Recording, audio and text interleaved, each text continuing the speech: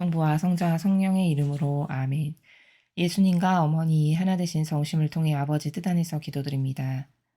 사랑하는 하나님 아버지, 가당치도 않은 저희들에게 새 예루살렘을 열어주신 아버지 사랑에 진심으로 감사드립니다.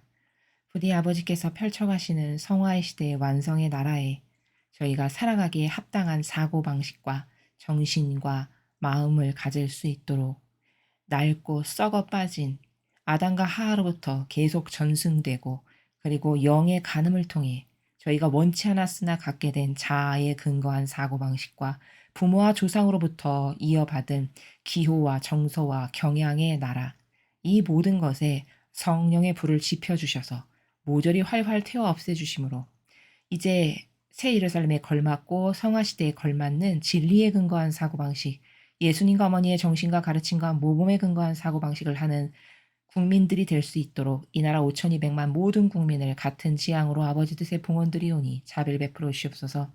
또한 아버지 이 나라에 새롭게 허락해 주신 새로운 정권, 아버지께 속한 선의 세력의 리더들이 진리에 근거하여 모든 것을 행할 수 있도록 그들이 아버지 뜻에 충직한 도구요, 종이요, 매개체들이 될 수 있도록 축복해 주시며 그들의 사고방식 안에 지혜와 슬기의 영, 그리고 진리의 영,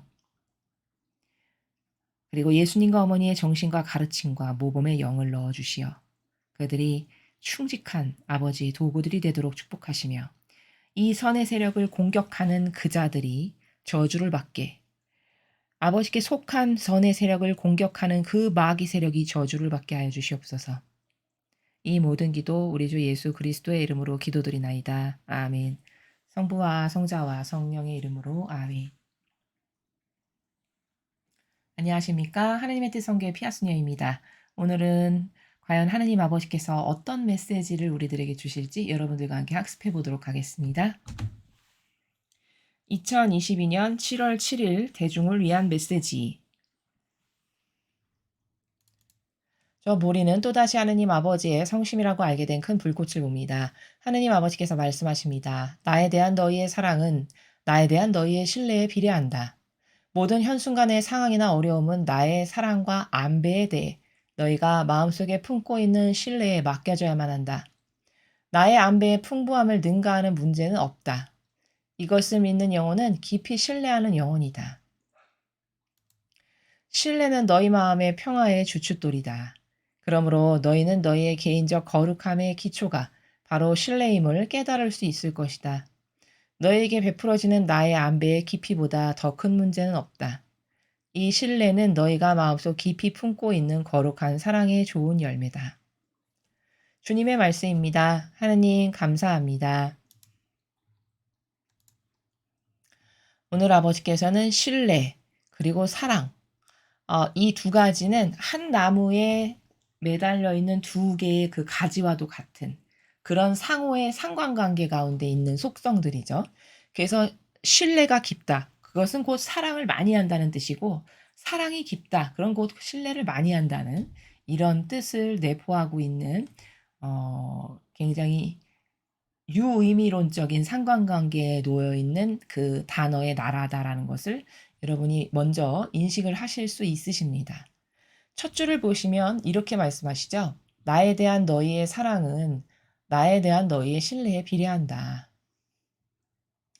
누가 사랑을 하는데 신뢰 안 해. 이것은 성립이 불가능하죠. 그렇죠? 누가 만약에 신뢰를 해. 그럼 그건 곧 사랑한다는 이야기죠. 그러니까 지금 요 말씀의 의미, 의지의 나라는 아버지께서 말씀하시고자 하시는 바는 뭐냐. 네가 나를 사랑합니다. 하느님 아버지. 그래. 그러면 너는 곧 나를 신뢰해야 되는 거거든. 근데 신뢰한다면은 네 뜻을 절대 따르지 않고 내가 원하는 것만을 하게 되는 거거든. 고로 네가 네 뜻을 계속 따르고 살고 성경은 배울 때나 있는 거지 일상생활에 너하고는 아무 상관도 없는 나라에서 맨날 살아. 근데 입으로 하느님 사랑합니다. 그러면 그거는 맞지가 않는 어불성설의 나라다. 이런 그 상관관계를 좀 비교 분석해서 스스로를 성찰할 수 있어야 된다라는 그런 나라에서 우리가 사랑과 신뢰의 관계성을 따져볼 수 있죠. 그러니까 진리는 왜 무섭냐? 세상의 자연법 안에 살아가는 사람은 다 입으로 말로 얼마든지 속일 수 있거든요. 처세와 어떤 처신으로 얼마든지 속일 수 있습니다. 근데 영적인 거는요. 아무리 처세의 달인처럼 굴어도 절대 속일 수 없는 게 영적인 겁니다. 이건 왜냐하면 이거는 속성적 분석을 하는 나라고 근원적 분석을 하는 나라이기 때문에 저 마음의 그림자 밑에 숨겨져 있는 그 뿔이 있죠. 뿌리가 무엇인지를 보는 그런 나라이기 때문에 아무리 말을 청산유수처럼 한다 한들 저 사람이 온갖 감언이설과 꾸밈 가득한 말로 저런 문장을 이야기해도 그 인간적인 뜻은 다 허술함이 있기 때문에 그 문장 너머에 있는 그 영혼이 가지고 있는 의지가 보이는 이런 나라거든요. 그래서 절대 속일 수가 없다라는 겁니다. 지금 아버지께서 말씀하시는 사랑과 신뢰는 서로 비례관계에 있지 요 문장도 별것 아닌 것처럼 들리지만 사실은 하느님을 저 영혼이 신뢰하는지 사랑하는지 아닌지를 볼 수 있는 어떤 척도를 말씀하시는 거거든요. 그러니까 네가 입으로 나를 사랑한다라고 억만범을 말한다 한들 나는 그건 안 믿고 나는 그건 안 보고 너의 속 의지 그 의지가 행한 열매 있지 그걸 보고 쟤가 나를 신뢰하는구나 하나 됐구나 1%로 하나 됐구나 5%로 하나 됐구나 억만 프로로 하나 됐구나 용해 됐구나 이렇게 보신다는 그런 나라를 말씀하시는 겁니다. 모든 현 순간의 상황이나 어려움은 나의 사랑과 안배에 대해 너희가 마음속에 품고 있는 신뢰에 맡겨져야만 한다.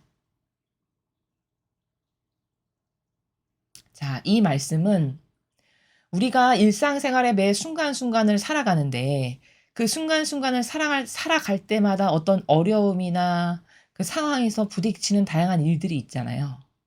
근데 그런 것이 있을 때 진짜 하느님을 요 앞에 문장처럼 사랑하고 신뢰하는 영혼이죠. 그러면 그런 어려움이나 위기 상황이 있을 때도 아버지 안배에 다 맡겨드리고 왜? 사랑하고 신뢰하니까 맡겨드리고 내가 인간적 걱정을 하는 나라를 하지 말아야 된다는 겁니다. 근데 사람은요.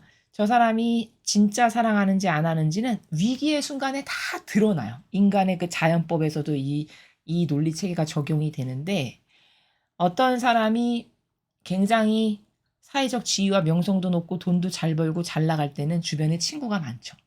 근데 그 사람이 어느 날 갖고 있던 모든 것을 완전히 다 잃고 사회적으로 지탄받고 손가락질 받는 사람이 됐다. 그렇게 되었을 때 나를 그토록 좋아했던 친구들의 집을 방문해 보면 그러면 누가 진짜 나의 진정한 벗인지 그때서야 확인할 수 있죠. 세상도 이런 방법을 지혜로운 사람은 씁니다. 아버지도 마찬가지세요. 어려움이 닥쳤어요. 어떤 상황이 곤란한 상황이 처해졌어. 근데 그럴 때 하느님을 진짜 제가 나를 사랑하는가 아니 나를 신뢰하는가를 아버지는 오히려 그때 더 이렇게 유심히 보신다는 거죠. 그때 무슨 결정을 내리느냐가 진짜니까.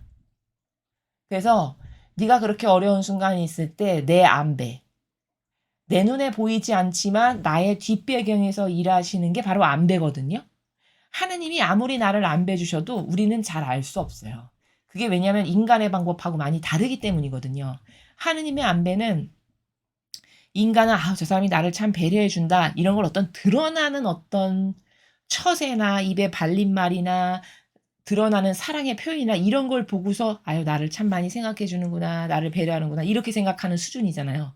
근데 하느님의 사랑이나 안배의 나라는 다 그것 너머에 보이지 않는 어떤 근원의 나라에서 움직이셔서 그것이 최종적으로 나에게 어떤 영향력을 미치는 이런 나라에서 아버지 안배가 있기 때문에 절대 우리 눈에 보이지 않거든요.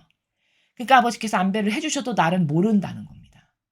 오히려 어떤 케이스에는 안배를 해주시는 게 나를 고통으로 몰아가시는 건데 그걸 안배라고 나는 절대로 생각할 수 없는 이런 케이스도 빈번하다는 겁니다. 그러면 그때 바로 그런 위기의 순간이 닥쳤을 때 그때도 내가 흔들림 없이 변함없이 하느님한테 신이 성실하고 항상 꼿꼿하다. 사랑을 드리는 게 그러면 이 사람은 입증되는 거야. 진짜구나 제 사랑은. 쟤의 나를 사랑하고 믿는다는 그 고백은 정말 진실된 거구나. 이렇게 검증이 되는 거죠.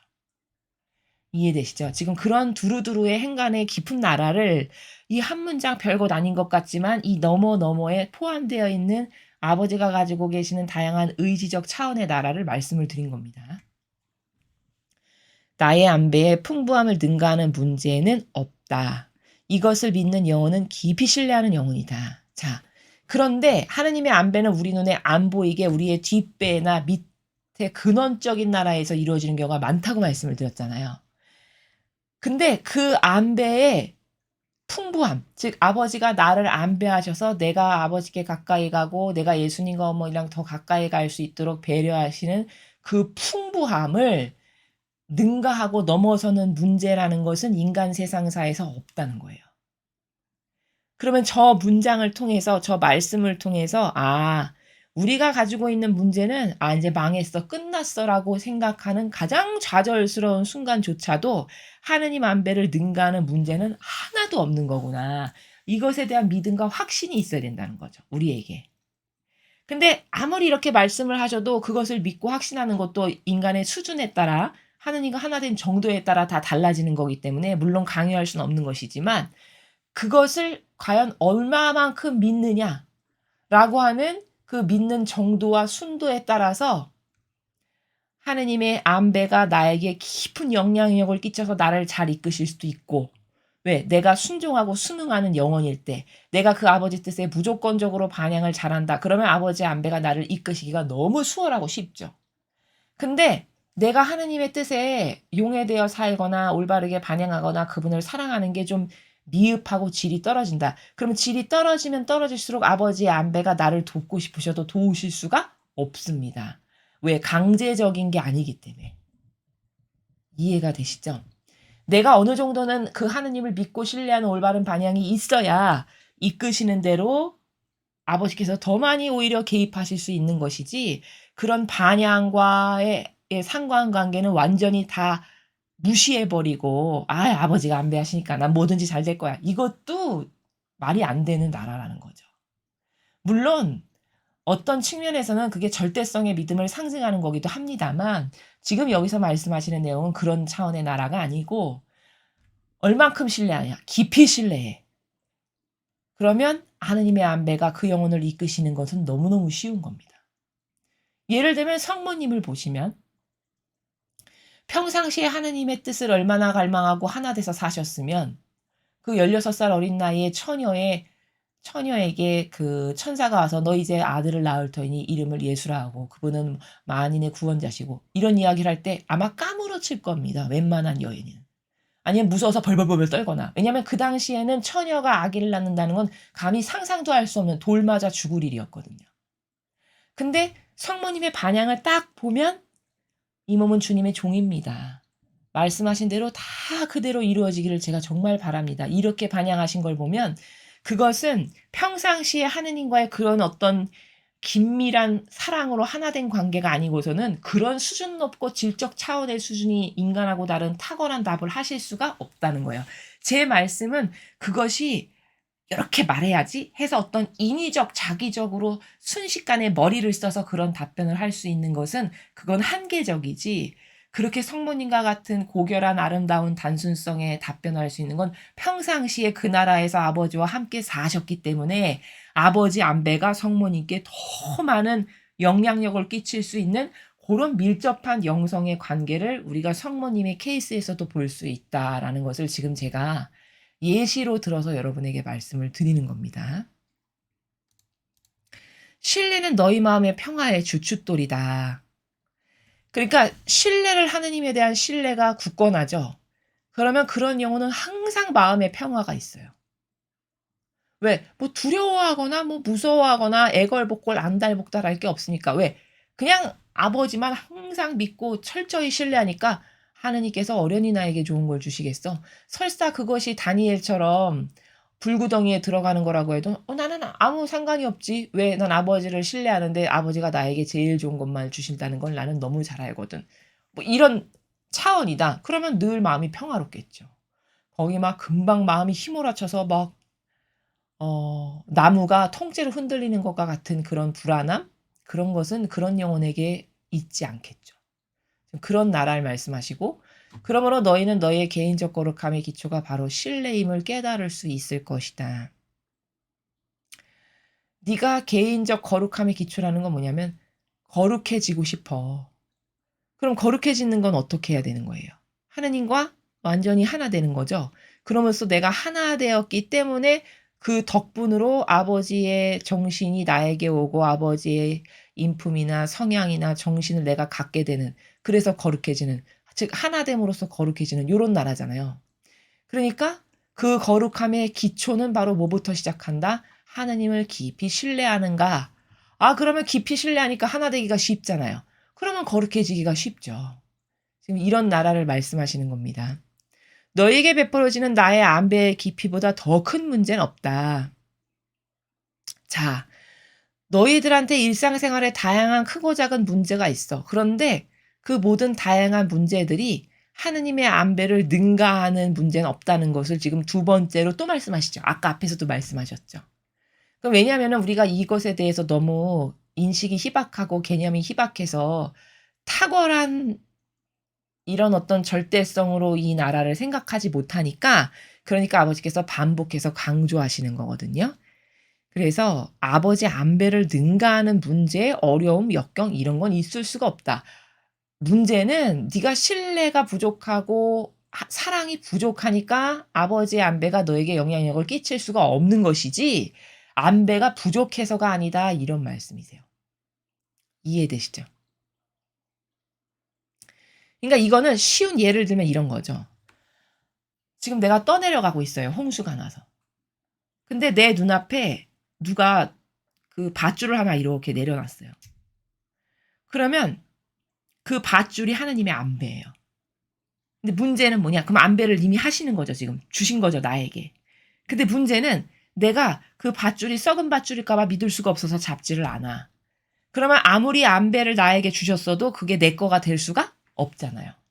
그렇죠? 근데 사람은 또 이럴 때 어떻게 착각을 하냐? 나는 하느님이 나를 안 도와주셨어. 나는 사랑 안 하셔. 다른 모든 사람은 안배라고 사랑하시는데 내 인생은 왜 이렇게 어렵고 힘들어? 이건 나 아버지가 나를 사랑 안 하셨어요. 이렇게 생각한다는 거예요. 엄청난 착각이죠? 사랑 안 하신 것도 아니고 안배 안 주신 것도 아니에요. 문제는 내가 그걸 내 자유의지가 거절했죠. 그렇죠? 왜? 믿지 못해서. 신뢰를 안 하고 사랑을 안 해가지고. 세상에는 이런 관계가 굉장히 많아요. 하느님과의 우리 각각의 개별적 관계에서. 이해가 되십니까? 여러분 스스로를 한번 곰곰이 생각해 보세요. 내가 인생에 아버지의 수많은 안배가 있었는데 반향을 똑바로 못 해가지고 내가 밧줄을 혹시 놓친 건 아닌가? 그랬던 적이 많이 있었던 건 아닐까? 이런 생각을 해볼 필요가 있다는 겁니다. 이해되시죠? 그래서 지금 여기 베풀어지는 하느님의 안배 깊이보다 더 큰 문제는 없다. 홍수가 뭐 수십 톤으로 넘어가도 내가 그 밧줄만 믿었어서 그것만 꽉 잡고 놓지만 않았으면 아무리 대범람의 홍수가 일어났어도 나는 건져질 수 있었잖아요. 얼마든지. 그렇죠. 그러니까 하느님의 안배보다 더 큰 문제나 어려움은 없는 게 맞죠. 밧줄이 문제가 있었던 게 아니라 나의 반향이 문제가 있었던 것뿐이죠. 이해되시죠? 이 신뢰는 너희가 마음속 깊이 품고 있는 거룩한 사랑의 좋은 열매다. 자, 그래서 하느님에 대한 그런 신뢰라는 거는 좋은 열매라는 거예요. 어떤 열매? 거룩한 사랑의 좋은 열매. 즉 다시 말해 내가 하느님을 특별히 신뢰하는 마음에 의지가 있고 그 나라에서 반향을 아버지께 할 줄 아는 영혼이다. 그럼 나는 좋은 열매를 지금 맺고 있는 건데 어떤 좋은 열매냐면 그 신뢰라는 게 거룩한 사랑의 열매다라는 거예요. 다시 말해 아버지와 하나 되는 그런 하나됨으로써 맺은 열매. 그게 곧 신뢰가 맞죠. 그렇죠? 아버지의 사랑에 완전히 용해됨으로써 맺은 열매. 그게 신뢰가 맞죠. 그래서 이런 신뢰, 사랑은 하느님에 대한 거룩한 사랑의 마음이 그리고 그 정신이 나에게서 있어. 그런 건 신뢰라는 걸로 열매 맺어진다는 겁니다. 그리고 그 신뢰라는 거는 이렇게 위기의 상황이 닥쳤을 때 아버지께서 나에게 밧줄을 내려주시면 얼른 안배라고 알아차리고 아주 적극적이고 열정적으로 온 마음을 다하고 온 힘을 다해서 그걸 딱 잡았으면 내가 살 건데 언제든지 나의 인생에서는 그런 일들이 늘 있어 왔는데 나는 그것을 알아보지 못하여 혹은 내 인간적 의지로 내가 감히 그것을 판단해서 거절하거나 이런 케이스는 없었는가? 이런 케이스가 은근히 우리 안에 많이 있었을 것이다. 왜? 우리는 진리를 배운 적도 없고 무엇이 옳은지도 모르고 반향을 어떻게 하는 건지는 더더욱 모르고 여태까지 살았으니까. 그렇죠? 이렇게 요약 정리를 해서 여러분에게 말씀드릴 수 있습니다. 오늘 아버지는 안배에 대해서 말씀을 하십니다. 그러니까 안배는 하느님이 주시는 우리의 각각의 개개인에게 맞게끔 주시는 특별한 아버지의 사랑과 배려예요. 근데 그 안배라는 것은 또 잘못 이해하면 안 되는 것이 나의 고정관념이나 인간적 이상한 사고방식이 좋을 어떤 눈에 드러나고 겉으로 드러나는 좋을 때 좋은 것. 이것만을 안배라고 생각하면은 하느님의 안배를 다 이해하지 못하는 거고 내가 괴로울 때, 고통스러울 때, 좌절과 절망과 낙담 가운데 있을 때 사실은 그 좌절과 절망이 아버지의 안배일 수도 있다는 겁니다. 그러면 그 안배는 안배로 안 느껴지는 거죠. 왜? 내 감성이, 내 오감이, 내 기준이 다 병들어서. 그러나 사실 그 좌절과 절망과 고통의 안배는 오히려 어떤 희망참과 기쁨을 주는 안배보다 더 어려운 걸 주신 건데 아버지께서 그걸 안배라고 이해하지 못하는 거는 사랑이 뭔지 신뢰가 뭔지 하나 되는 게 뭔지 이런 것에 대한 개념이 희박하고 없어서다. 무슨 말이냐? 여러분 왜 자녀 교육을 하다 보면은 반드시 징계를 하고 때리고 하지 않으면 안 될 때가 있죠. 그쵸? 근데 자녀 교육을 하시다 보면은 이런 거 느끼실 거예요. 당근을 주고 그냥 "잘했다, 잘했다." 이렇게 칭찬하고 이런 건 참 쉬워요. 근데 매를 들거나 막 혼내 주거나 호되게 눈물이 쏙 빠질 만큼 이렇게 어떤 징계를 하는 거는 굉장히 쉽지 않은 일입니다. 아무리 부모여도. 왜? 마음이 아프거든요. 그쵸? 근데 불구하고 그런 징계를 한다는 거는 특별한 사랑을 주는 순간이거든요. 왜냐? 옆집 아이한테는 그런 징계를 안 하잖아요. 그렇죠? 그러면 그 아이의 수준에서는 어떻게 생각하냐면은 우리 엄마는 옆집 애를 더 사랑해. 나는 자기 자식인데도 나는 저렇게 막 때리고 맨날 혼내는데 옆집 애는 저렇게 잘해주잖아? 옆집 애가 진짜 자식이고 나는 주워왔나 봐. 이렇게 생각한다는 거예요, 수준이. 근데 그 때려서라도 고쳐야 되는 그 어려운 사랑을 주는 그게 바로 안배죠. 내 자식을 올바르게 훌륭하게 키우기 위한. 옆집 애한테는 그런 안배를 안 하잖아요. 근데 이 아이는 그걸 안배라고 느끼지 못하고 나는 저주받았네, 나를 싫어해, 미워해 이렇게 생각한다는 겁니다. 하느님과의 우리의 관계도 똑같다는 거예요. 그 고통 가운데 뭔가 깨닫고 발견하게 하시기 위한 것도 엄청난 아버지 안배고 오히려 당근을 주는 것보다 어찌 보면 그건 더 어려운 사랑을 주고 굉장히 질적으로 수준 높고 좋은 안배를 해 주시는 거다. 근데 그런 것까지 안배의 차원을 이렇게 확장해서 생각할 수 있는 지력이 잘 안 되는 것은 우리가 사랑에 대해 오해가 많고 하나 되는 것에 대해 오해가 굉장히 많아서다. 이렇게 정리해서 말씀드릴 수 있습니다. 여러분은 이제 오늘 배우셨으니 아버지께서 여러분 각자에게 걸맞게 주시는 안배를 더 열렬히 믿고 신뢰하고 그 안배에 하나 돼서 여러분이 일상생활에서 맞닥뜨리는 모든 것이 다 아버지께서 나에게 주시는 안배적 차원의 사랑이구나. 이렇게 진정으로 깨달을 수 있다면 그것은 진리를 발견한 사람이요. 진리가 무엇인지 아는 사람이다. 이렇게 말씀드릴 수 있습니다. 여러분은 어떠십니까? 여러분 스스로에게 한번 자문해 보시기 바랍니다. 이상으로 2022년 7월 7일 대중을 위한 메시지 해설을 마치겠습니다. 감사합니다.